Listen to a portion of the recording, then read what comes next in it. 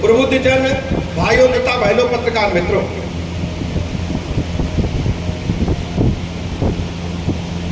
प्रबुद्ध जन सम्मेलन पूरे मध्य प्रदेश में हर जनपद में क्यों आयोजित किए जा रहे हैं, इस बारे में अभी पूर्व वक्ताओं ने प्रकाश डाला है। मध्य प्रदेश की तस्वीर और तदबीर प्रबुद्ध जन के लोगों ने अपने पास से देखने का काम किया है। मध्य प्रदेश की बात करने से पहले देश के अंदर जो हालात थे उन पर भी चर्चा करना चाहूंगा। उसकी पृष्ठभूमि हम सबको याद करना आवश्यक है। 2014 से पहले इस देश के अंदर कांग्रेस पार्टी की यूपीए के सरकार चल रही थी। 14 से पहले हालत इस देश के क्या थे?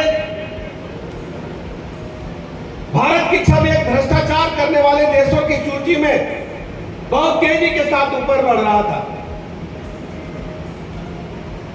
और गरीबी और अमीरी में खाई बढ़ रही थी, अंतर बढ़ रहा था। 2014 में जब आप सबने आशीर्वाद दिया, इस देश की कमान माननीय प्रधानमंत्री नरेंद्र मोदी जी के हाथों मिली। माननीय प्रधानमंत्री नरेंद्र मोदी जी के सामने दो बड़ी चुनौतियां थी। एक तो देश के पैमाने पर अमीरी और गरीबी का जो अंतर बढ़ रहा था उसे कम करना था, तो गरीब आदमी को ऊपर उठाने का काम करना था, उसके जीवन स्तर को ऊपर उठाना था। और दूसरा, दुनिया में जो भारत की छवि खराब हो रही थी कि भ्रष्टाचार सर्वाधिक भारत में हो रहा है, आम आदमी गरीब आदमी का पैसा लूटा जा रहा है। भारत के नीति नियंताओं ने 2014 से पहले जो गति भारत के करके रखी थी, दुनिया में छवि कांग्रेस पार्टी ने खराब करके रखी थी। घोटाले पर घोटाले हो रहे थे, चाहे 2G स्पेक्ट्रम का घोटाला हो। 2G स्पेक्ट्रम घोटाले के बारे में आप जानते होंगे, मोबाइल नया नया आया था, अब तो हम लोग 4G 5G की ओर बढ़ रहे हैं। 2G स्पेक्ट्रम बेचने के लिए कंपनियों से अंडर हैंड डीलिंग की गई और ढेर सारे मिनिस्टर्स, अधिकारी जेल के सीटों के पीछे थे जो कांग्रेस पार्टी में नियम कानून बनाते थे। वो उनकी ही सरकार में जेल चले गए। अभी चर्चा हम लोग तिवारी जी के साथ कर रहे थे। एशियाड गेम्स चल रहे हैं, मध्य प्रदेश की तरफ से, पूरे भारत की तरफ से अपने उन युवा खिलाड़ियों का अभिनंदन करना चाहता हूं जिन्होंने 100 से अधिक मेडल जीत करके दुनिया में भारत का नाम रोशन किया। और कांग्रेस पार्टी के रिजम में कॉमनवेल्थ गेमों क्या हुआ था? जब कॉमनवेल्थ के गेम दिल्ली में हुए कांग्रेस पार्टी के रिजिम में, तो घोटाला हो गया, उनके मंत्री जी जेल चले गए। आप उस समय के अखबार की कटिंग अगर कहीं पढ़ी हो तो देखिएगा, गुड नाइट जो मशीन 150 रुपए की आती है, उसका किराया 300 रुपया महीना लेते थे। भ्रष्टाचार आकंठ था, पूरी तरह से लूट करके इस देश को रखने का काम कांग्रेस पार्टी के लोगों ने किया। सेना के बने भवनों को भी लूट लिया। कोयला घोटाला हो गया, यानी आकाश से लेकर पाताल तक, हवा से लेकर के धरती तक, हर जगह घोटाले ही घोटाले थे। कोयला घोटाले में भी ढेर सारे लोग जेल चले गए। 2014 के बाद आप सोच रहे होंगे क्या किया माननीय प्रधानमंत्री जी ने। आप देख रहे होंगे 2014 में जब माननीय प्रधानमंत्री जी ने देश की कमान संभाली, दुनिया के लगभग सभी राष्ट्रों का दौरा करके भारत माता की असली छवि को दुनिया के सामने रखने का काम किया। और गरीब कल्याण योजनाएं सैकड़ों की संख्या में इस देश के अंदर शुरू हुई। मैं कह सकता हूं आम आदमी, गरीब आदमी के जीवन स्तर को ऊपर उठाने में इन 9 वर्षों में भारतीय जनता पार्टी कामयाब हुई है। हर गरीब का सपना होता है कि भले ही वो झोपड़ी में पैदा हो, छप्पर में पैदा हो, कपड़े में पैदा हो, पन्नी में पैदा हो, लेकिन उसके अपने बच्चों के लिए पक्का मकान होना चाहिए। हालत क्या थे 2014 से पहले? योजनाएं बनी लेकिन कागज में रही, धरातल पर नहीं उतरी। एक एक शहर में 2-2 4-4 मकान, गांव में 2-2 4-4 मकान दे दिए। लेकिन माननीय प्रधानमंत्री नरेंद्र मोदी जी ने चाहे शहर हो चाहे गांव हो, सब लिए प्रधानमंत्री आवास योजना प्रारंभ किया। आज मैं कह सकता हूं, सीना ठोक करके कह सकता हूं, पत्रकार मित्र मेरी बात सुन रहे होंगे, कि जाकर के मध्य प्रदेश के एक एक गांव में, एक एक शहर में आप देखिए, प्रधानमंत्री आवास योजना के तहत सभी गरीबों को निःशुल्क मकान देकर के प्रधानमंत्री जी ने उनके जीवन स्तर को ऊपर उठाने का काम। शौचालय भले ही छोटा सब्जेक्ट लगता कि छोटी बात है, शौचालय तो कोई बनवा सकता है, लेकिन आजादी के 75-76 वर्षों के बाद क्या किया कांग्रेस पार्टी ने? आम आदमी, गरीब आदमी को शौचालय नहीं था। दोपहर में, शाम को, दोपहर में, सुबह अगर पेट खराब हो जाए, हमारी माताएं, बहनें, बुजुर्ग, बच्चे कहां जाते थे? पेट पकड़कर बहते थे, तो खेत के किनारे, सड़क के किनारे बैठते थे। हमने अपनी आंखों से देखा, आपने भी देखा होगा। सायंकाल जब गाड़ी की हेडलाइट में हमारी बहनें खड़ी हो जाती थी, किन परिस्थितियों में खड़ी होगी, वस्त्र गंदे हो जाते थे। आजादी के 75 वर्षों के बाद इस छोटी सी बात को नहीं लोग हल कर पाए। इसको अगर किसी ने समझा तो हमारे नेता माननीय मोदी जी ने समझा। आज मैं कह सकता हूं, पूरे देश के, मध्य प्रदेश के एक एक व्यक्ति को शौचालय मिला है। कोई नहीं कह सकता उसके घर में शौचालय नहीं है। आज पूरी तरह से ओडीएफ घोषित करने का काम मध्य प्रदेश राज्य को, पूरे देश को भारतीय जनता पार्टी की सरकार ने, मोदी जी ने करके दिखाने का काम। छोटी बात नहीं है।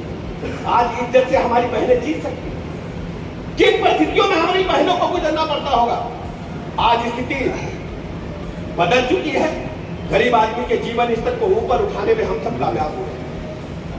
शुद्ध पेयजल के लिए 4 किलोमीटर, 3 किलोमीटर, 5 किलोमीटर हमारी बहनें अपने बच्चों को खाना खिलाने के लिए, पानी लेने के लिए जाती थी, बाल्टी, घड़ा, डब्बा लेकर के। जल जीवन मिशन पूरे देश के पैमाने पर शुरू हुआ। गांव हो, शहर हो, टोटी से नल। कौन सोचता था? हम लोग जाते थे शहरों में अपने बड़े रिश्तेदारों के यहाँ, जीजा फूफा के यहाँ, कि चलो वहां टोटी से पानी आएगा। ये तो गांव तो हम लोग कुआं भरते थे, या तो नल में भरते थे, खैंचू से पानी आता था। ऐसे तो आता था। टोटी से पानी आने की कभी परंपरा हमने नहीं सुनी थी, लेकिन माननीय मोदी जी ने करके दिखा दिया। इस देश के हर घर में टोटी से, नल से जल भेजने का काम माननीय प्रधानमंत्री जी ने दुनिया की सबसे बड़ी योजना। और केवल पानी नहीं आएगा शुद्ध, इसके साथ साथ क्या किया माननीय प्रधानमंत्री जी ने? गांव में हमारी बहनों को उससे जोड़ने का काम किया। हमारी बहनें बैठी गांव में जाकर पता करिएगा। बहनों का स्वयं सहायता समूह बनाया, उनको हमने ट्रेनिंग दी कि पानी की शुद्धता की जांच कैसे होगी। सरकार की तरफ से उन्हें पीने के पानी की शुद्धता की जांच के लिए किट प्रदान की गई।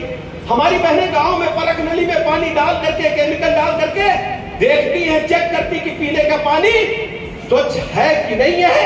ये अधिकार अगर किसी ने दिया है तो माननीय प्रधानमंत्री नरेंद्र मोदी जी ने दिया है, और उनको रोजगार से जोड़ने का काम। अब इतनी बड़ी संख्या में प्लम्बर कहां से आएंगे, इलेक्ट्रीशियन कहां से आएंगे?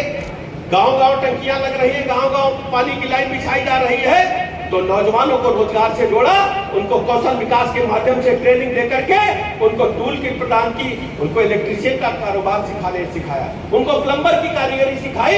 आज गांव-गांव में हमारे युवाओं को भी जोड़ करके शुद्ध पेयजल उपलब्ध कराने के लिए उनको भी रोजगार से जोड़ने का काम। कोई बीमारी आ जाए, किडनी फेल हो जाए, हार्ट अटैक हो जाए, लीवर चला जाए, कोई गंभीर रोग लग जाए, सबसे पहले गरीब आदमी का गहना बिटिया का बिक गया, अम्मा का गहना बिक गया, या गिरवी रख दिया, खेत बिक गया, घर बिक गया। किसी घर में पता कर लीजिए, अगर कहीं हार्ट अटैक, किडनी फेल हुई होगी तो उसके घर में कुछ बचा नहीं होगा। एक आदमी तो चला गया होगा, लेकिन पूरा घर तबाह हो जाता है। माननीय प्रधानमंत्री जी ने दुनिया की सबसे बड़ी योजना प्रारंभ की, आयुष्मान भारत के नाम से। आज हम गारंटी के साथ कह सकते हैं कि हर गरीब आदमी को 5 लाख तक के इलाज की गारंटी है। उसके पास कार्ड रखा हुआ, उसके अंदर एक गारंटी का भाव है कि अगर कोई बीमारी आएगी तो कार्ड लेकर के हम अस्पताल जाएंगे, चाहे प्राइवेट अस्पताल हो चाहे सरकारी, हमको 5 लाख तक का निःशुल्क इलाज 1 साल के अंदर मिलेगा। और ये संभव करके दिखाया है माननीय प्रधानमंत्री नरेंद्र मोदी जी ने। आज तक कोई सोच भी नहीं पाए कि गरीब आदमी को हम निःशुल्क गारंटी दे सकते हैं हेल्थ की। हमारी बहनें बैठी हुई है, बच्चों के लिए खाना बनाती, 2 टाइम का खाना बनाने के लकड़ी पे, चूल्हे पे, कंडा पे, गोईठा पे, उपल पे हजारों सिगरेट बीड़ी का धुआं उनके फेफड़ों में जाता था। कौन पूछता था बहनों को? बेचारी 60 साल में, 50 साल में लगती थी कि 80 साल की बूढ़ी मां हो गई है। लेकिन इस पीड़ा को अगर किसी ने समझा तो माननीय मोदी जी ने समझा। उज्ज्वला गैस योजना के माध्यम से जरूरतमंद बहनों को, माताओं को निःशुल्क गैस कनेक्शन देकर इस देश के अंदर माताओं बहनों के जीवन स्तर को बदलने का काम किया। आप देख रहे हैं चारों तरफ, कोई नई बात नहीं है। सैकड़ों ऐसी योजनाएं हैं जो माननीय प्रधानमंत्री जी ने गरीब आदमी के, आम आदमी के जीवन स्तर को बदलने में कामयाब हुए। कोरोना महामारी का काल अगर चर्चा करें आप, कोरोना महामारी में क्या चारों तरफ लोग हाथ पर हाथ धर के बैठ गए। विपक्ष में जो भाई लोग बैठे हैं ये अपने घर के अंदर थे। भारतीय जनता पार्टी का देवतुल्य कार्यकर्ता पूरे देश के अंदर, मध्य प्रदेश के अंदर गांव शहर गली में निकल करके जरूरतमंदों को भोजन दे रहा था, उनके नंगे पैरों में चप्पल पहना रहा था, दवाइयां उपलब्ध कराने का काम भारतीय जनता पार्टी का देवतुल्य। इंग्लैंड अमेरिका में टीका बना तो भारत में 2-2 टीके बनाने का काम। टीके की चर्चा चली चुकी, आप प्रबुद्ध वर्ग के हैं तो एक बात और समझिए। टिटनेस का टीका हम सब लगवाते हैं जब बच्चा पैदा होता है, उसके उस समय चोट लग जाती है, उस समय लगवाते हैं। गांव में जब बच्चा पैदा होता था कुछ साल पहले, 20-30 साल पहले, तब टिटनेस का टीका नहीं आया। उसकी नाल को ब्लेड से काटते थे, चाकू से काटते थे तो टिटनेस हो जाता था। तो माताएं बहनें कहती थी कि भूत ने रख लिया। टिटनेस का टीका भारत में, दुनिया में जब बन करके लग रहा था, भारत में 10 साल बाद, 15 साल बाद लोगों को उपलब्ध होने का लगा। पोलियो ड्रॉप अमेरिका इंग्लैंड में पहले शुरू हुआ, भारत आने में उसको 10 साल लग गए। लेकिन कोरोना महामारी का टीका अगर इंग्लैंड अमेरिका ने बनाया तो भारत ने 2-2 टीके बनाए। और पूरी दुनिया में मात्र भारत देश है जिसने अपने समस्त नागरिकों को फ्री में टीका लगाने का काम किया, निःशुल्क टीका लगाने। मोदी जी अपने परिवार का सदस्य पूरे देश को मानते हैं, मध्य प्रदेश के एक एक व्यक्ति को अपना फैमिली मेंबर मानते हैं। क्या हालत थे, सड़क बंद थी, दुकानें बंद थी, खेती बंद थी, बसें बंद थी, ट्रेन बंद थी। हमारी याददाश्त में हमारे बाबा भी, जो बुजुर्ग हमारे बाबा की उम्र, मुझसे हमने पूछा कभी ट्रेन नहीं बंद हुई आज तक, कभी भी डाकखाना नहीं बंद हुआ, चिट्ठी आती जाती रही संडे को भी, लेकिन डाकखाना भी बंद था, ट्रेन भी बंद थी, सब कुछ लॉकडाउन में लग रहा था जीवन। हवाएं भी दुश्मन लग रही थी। माताएं कहती थी कि बच्चा हवा में मत टहलो, हवा में कोरोना आ जाएगा। लेकिन मोदी जी सीना खोल करके भारत के लोगों के लिए लड़ाई लड़ने का काम कर रहे थे। अस्पताल बना रहे थे, वेंटिलेटर बना रहे थे, ऑक्सीजन के नए प्लांट लगाए जा रहे। आज हम कह सकते हैं कि पहले हमारे पास मास्क नहीं थे, पीपी किट नहीं थे। आज भारत दुनिया में दूसरा बड़ा देश है जो पूरे दुनिया को पीपी किट और मास्क सप्लाई करने वाला काम करता है पूरी दुनिया में। और केवल टीका तो लगा दिया फ्री में हमने। और ये हमारे जो विरोधी पार्टी के लोग, कांग्रेस और विरोधी पार्टी के लोग क्या कहते थे, ये भाजपा का टीका है, मोदी का टीका है, मत लगवाना। याद है ना आप लोगों को? याद है? प्रबुद्ध वर्ग के लोग याद करो। और अपने छुपे से जाकर के प्राइवेट अस्पताल में लगवा के आ गए थे, याद है? पब्लिक को मरवाने के लिए। इसलिए मेरे मित्रों आपसे हम कहने के लिए आए हैं, कोरोना महामारी को हमें भूलना नहीं, हमें याद रखना है क्या गलतियां की हैं विपक्ष ने। जब हमारा चूल्हा चक्की बंद हो गया था, कौन पूछता था हमारी गरीब बहनों को, माताओं बहनों को, बुजुर्गों को? जब चूल्हा चक्की बंद हो गया, बच्चों की रोटी के लाले पड़ गए। मोदी जी ने इस जरूरत को समझा। और सोचिए, दूरदर्शिता देखिए, जब जनधन खाते 0 बैलेंस पर खुल रहे थे, लोग कह रहे थे जनधन खाते की क्या जरूरत है, 0 बैलेंस पर बैंक में भीड़ लगा दी मोदी जी ने। 0 बैलेंस पर कोई पैसा नहीं है, बैंक के दरवाजे खुल गए गरीब आदमी के लिए। लेकिन जब कोरोना महामारी का काल आया, इन्हीं बहनों के खाते में मोदी जी ने दिल्ली से बटन दबाकर हजार रुपए कई बार डाल करके इनके बच्चों की रोटी का इंतजाम करने का, कई बार भेजने का काम। कोई साधारण बात नहीं है। और कांग्रेस पार्टी के नेता क्या कहते थे, इन्हीं के पापा बोलते थे कि हम दिल्ली से 100 रुपया भेजते हैं तो नीचे 15 रुपया पहुंचता, बीच में खा जाते हैं। लेकिन मोदी जी ने अगर 1000 भेजा है तो 1000 का 1000 रुपया टीकमगढ़ के गरीब आदमी के खाते में आने का काम हुआ है। ये मोदी जी ने तय किया है। और कोई नहीं कर पाया, कोई सोच ही नहीं पाया। किसानों की कौन पूछता था? किसान किसी के एजेंडे में नहीं था, केवल भाषण में था। आज हम कह सकते हैं कि हर किसान को पेंशन मिल रही है, 6000 रुपया पूरे देश के किसानों को मोदी जी ने दिया है। और मध्य प्रदेश में तो और भी चमत्कार हुआ है। आदरणीय शिवराज जी ने, मध्य प्रदेश सरकार ने, भारतीय जनता पार्टी की सरकार ने 6000 रुपया अपने भी खाते से डाल दिया। 12000 रुपया किसानों को पेंशन के रूप में मिलने का काम मध्य प्रदेश राज्य में भारतीय जनता पार्टी की सरकारों ने किया। ये अद्भुत और कोई नहीं कर पाया। और किसानों के लिए कोई एक योजना पेंशन की छोड़ दीजिए, सैकड़ों ऐसी योजनाएं हैं। मृदा परीक्षण कौन पूछता था? खेती में क्या होगा? मूंगफली होगी, सरसों होगी, गेहूं होगा, चावल होगा। अब मृदा परीक्षण, हेल्थ कार्ड खेती का भी बनाने का काम मोदी जी ने किया है। मंडियां खोल दी है पूरे देश के पैमाने पर कि आप कहीं भी जाकर अपना जिन्स बेचने का काम कर सकते हैं। किसानों के जीवन स्तर को ऊपर उठाने का काम माननीय प्रधानमंत्री नरेंद्र मोदी जी ने। बहनों के बारे में सुकन्या योजना, ढेर सारी योजनाएं, उनके जन्म से लेकर के उनके विवाह तक ढेर सारी योजनाएं उनके जीवन स्तर को आगे बढ़ाने के लिए माननीय मोदी जी ने प्रारंभ किया। और मध्य प्रदेश का तो और अद्भुत हाल है। मध्य प्रदेश में लाडली बहन योजना सर्वाधिक लोकप्रिय योजना पूरे भारत में है। हमें उत्तर प्रदेश के लोग पूछते हैं, भारत के लोग पूछते हैं कि लाडली बहना योजना इतनी बेहतर है कि हर बहन उसके जब सुन के उसके खाते में पैसा तो उसके चेहरे पर मुस्कुराहट आती है। मैं मध्य प्रदेश राज्य की सभी बहनों को बहुत बहुत बधाई देना चाहता हूं। अगर गिनती गिनाने पे आ जाए तो रोज कोई न कोई योजनाएं माननीय मोदी जी की आम जनता के लिए होती हैं।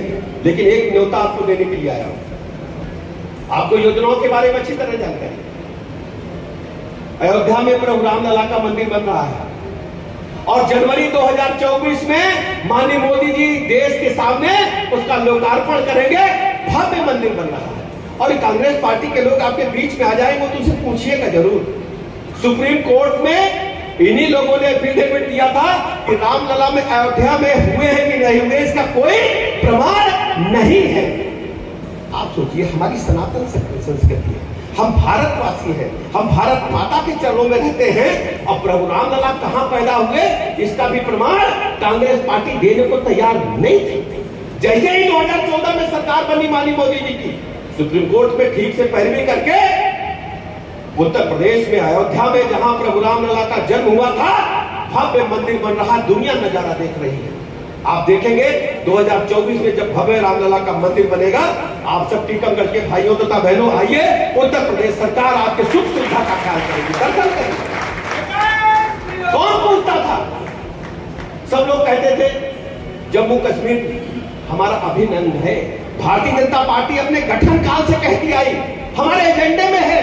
हम राम मंदिर को अपने एजेंडे में रखे थे, 377 को एजेंडे में रखे थे। पत्रकार मित्र पूछते थे कि आपका तो नारा है कि रामलला हम आएंगे, मंदिर यहीं बनाएंगे, और विरोधी कहते थे तारीख नहीं बताएंगे। अब हमने मंदिर भी बना दिया, अब तारीख भी बता दी है, जनवरी में लोकार्पण होने जा रहा है। धारा 370 हमारे लगातार एजेंडे में रही और जब हमें आपने ताकत प्रदान की, भारत की जनता ने ताकत प्रदान की, जम्मू कश्मीर हमारा अभिन्न अंग है, कोई आज हमने नहीं कहा। पंडित श्यामा प्रसाद मुखर्जी जी ने उसी समय कहा था जब उन्होंने लाल चौक पर झंडा फहराने के लिए निकले थे। उन्होंने पंडित श्रद्धेय अटल बिहारी वाजपेयी जी से कहा था कि वाजपेयी जाओ, भारत के लोगों को बता दो कि श्यामा प्रसाद मुखर्जी जी ने लाल चौक पर झंडा फहरा दिया है और बगैर परमिट के हम जम्मू कश्मीर में घुस गए हैं। उसी दिन कहा था देश के अंदर 2 विधान 2 निशान नहीं चलेंगे। भारत माता का झंडा जम्मू कश्मीर में आज आन बान शान से लहरा रहा। कौन सोचता था धारा 370 समाप्त होगी? कोई सोच सकता था? सैकड़ों ऐसे काम हमारी बहनें बैठी हुई, बड़े मियां नाराज हो गए कि रोटी देर से मिली, रोटी जल गई, दरवाजा देर से खुला, रात में आए तो कहने लगे तलाक तलाक तलाक। अब बहन बिटिया हमारी घर के बाहर हो गई। जो मुस्लिम कंट्रीज है वहां 3 तलाक का कानून नहीं है, वहां 3 तलाक पहले ही समाप्त हो गया है। लेकिन भारत में किसी ने ध्यान नहीं दिया। दुनिया की आधी आबादी की तरफ यदि किसी ने ध्यान दिया, भारत की आधी आबादी की तरफ माननीय प्रधानमंत्री नरेंद्र मोदी जी ने मुस्लिम बहनों को भी उनका हक दिलाने का। आज आप देख रहे भारत की छवि, भारत कोई साधारण राष्ट्र नहीं है, भारत कोई अब छोटा देश नहीं है। भारत दुनिया के सामने सर्वाधिक तेजी के साथ आगे बढ़ता हुआ राष्ट्र। आज जिन लोगों ने 200 साल हमें गुलाम रखा, उनको पछाड़ करके हम दुनिया की 5वीं बड़ी आर्थिक ताकत है दुनिया के पैमाने पर। यह संभव माननीय मोदी जी की मेहनत, लगन और तपस्या से संभव हो पाया। बड़े बड़े अर्थशास्त्री कह रहे हैं कि 2047 में जब भारत माता की 100वीं वर्षगांठ आजादी की मनाई जा रही होगी तो भारत दुनिया की 3री बड़ी आर्थिक ताकत होगा। ये दुनिया के बड़े बड़े अर्थशास्त्री मान रहे हैं। और हम सब जानते हैं कि कांग्रेस पार्टी और विपक्षी दलों के लोग में मन में पीड़ा है क्या है इनको कुर्सी चाहिए, सत्ता की भूख है। ये यूपीए 1 हो चाहे 2 हो, चाहे आज नया गठबंधन बन गया हो, ये वही है। जैसे कह सकते हैं कि डब्बा नया है, मिठाई पुरानी है। कोई एक व्यक्ति भी नया जुड़ा हो, मुझे बताइए।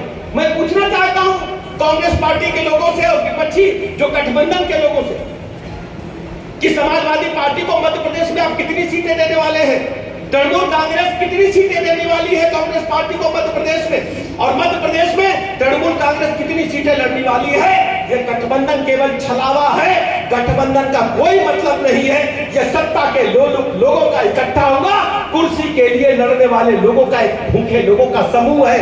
दूसरी तरफ भारत माता का झंडा लिए आसमान की ऊंचाइयों को ले जाने वाले माननीय मोदी जी के नेतृत्व में भारतीय जनता पार्टी का एक सशक्त आम जनता का, गरीब जनता का समूह है जो भारत माता के झंडे को आसमान की बुलंदियों को ले जाना चाहता है। माननीय मोदी जी दुनिया के कई देशों में दौरे पर गए। आपने देखा पापुआ न्यू गिनी के राष्ट्राध्यक्ष ने तो माननीय मोदी जी का आशीर्वाद पैर छू कर लिया, जैसे हम अपने बुजुर्गों का आशीर्वाद देते हैं। ऑस्ट्रेलिया के प्रधानमंत्री जी ने कहा Modi is the boss, Modi ji हमारे बॉस हैं। और जर्मनी के राष्ट्रपति ने माननीय प्रधानमंत्री जी का हृदय से स्वागत करने का काम किया। अमेरिका जो सर्वाधिक शक्तिशाली राष्ट्र है, उन्होंने भी कहा कि मोदी जी की जनसभा कराने की इच्छा मेरी अमेरिका में हो रही है, मोदी जी का ऑटोग्राफ लेना चाहता हूं। ये केवल माननीय प्रधानमंत्री नरेंद्र मोदी जी का सम्मान नहीं है, भारतवर्ष के 140 करोड़ लोगों का सम्मान है। और हमारी आप सबकी भी जिम्मेदारी बनती है, पूर्वोत्तर वर्ग के लोग, आप तुलनात्मक अध्ययन करिए, आप तय करिए कि सच्चाई क्या है, मध्य प्रदेश किसके साथ खड़ा है, भारत किसके साथ खड़ा। तुलनात्मक अध्ययन करिए। कांग्रेस पार्टी के नेतृत्व में जो गठबंधन है, ये सत्ता के लोगों का गठबंधन है, कुर्सी के भूखे लोगों का गठबंधन है। दूसरी तरफ भारतीय जनता पार्टी शुचिता के साथ, पारदर्शिता के साथ गरीब आदमी, आम आदमी के जीवन स्तर को ऊपर उठाते हुए भारत माता के झंडे को आकाश की बुलंदियों की ओर पहुंचा करके दुनिया के पैमाने पर भारत की छवि को आगे बढ़ाने का काम कर रही है। हमारा जो खोया दर्जा है विश्व गुरु का, उधर हम तेजी की तरफ आगे बढ़ने का काम कर रहे हैं। ये संभव मोदी जी की मेहनत से संभव। ये आपको तय करना है, आपके बीच में सवाल है, आपको तुलनात्मक अध्ययन करना है। मैं बहुत अधिक समय नहीं लेकर आप सबका हृदय से आभार प्रकट करता हूं और आपको इस बात का भरोसा दिलाता हूं कि हम माननीय प्रधानमंत्री नरेंद्र मोदी जी के नेतृत्व में 2014 के बाद दुनिया की सबसे बड़ी कार्यकर्ताओं के लिहाज से पार्टी बनकर के आए हैं। और दूसरी तरफ चाहे मध्य प्रदेश हो चाहे उत्तर प्रदेश हो, उत्तर प्रदेश का हालत आप देख लीजिए। उत्तर प्रदेश आज जो बीमारू राज्य कहा जाता था, जब से भारतीय जनता पार्टी की सरकार बनी है, बहुत तेजी के साथ आगे बढ़ता हुआ राज्य हो रहा है और आपका भाई है, आपका पड़ोसी राज्य है। हम आपकी तरफ से अपील करने के लिए आए हैं, उत्तर प्रदेश राज्य की तरफ से अपील करने के लिए आए हैं, अपने प्रबुद्ध जनों से कहने के लिए आए हैं, आइए उत्तर प्रदेश में प्रभु राम लला का दर्शन करिए और भारत माता के झंडे को और आकाश की बुलंदियों पर ले जाने के लिए माननीय प्रधानमंत्री नरेंद्र मोदी जी को और मजबूती प्रदान करिए। मध्य प्रदेश में चुनाव सीट घोषित हो जाएगी और सभी सीटों पर टीकमगढ़ की कमल के आगे बटन दबा करके एक तरफा जिताने का काम करें और यही हमारा नारा होना चाहिए, माननीय मोदी जी, माननीय मोदी जी, दूसरा कोई है तो। इन्हीं लफ्जों के साथ मैं अपनी बात समाप्त करता हूं। बहुत बहुत धन्यवाद। राहुल सिंह जी आ गए हैं, उनका मैं हृदय से स्वागत करता हूं, अभिनंदन करता हूं, आभार प्रकट करता हूं।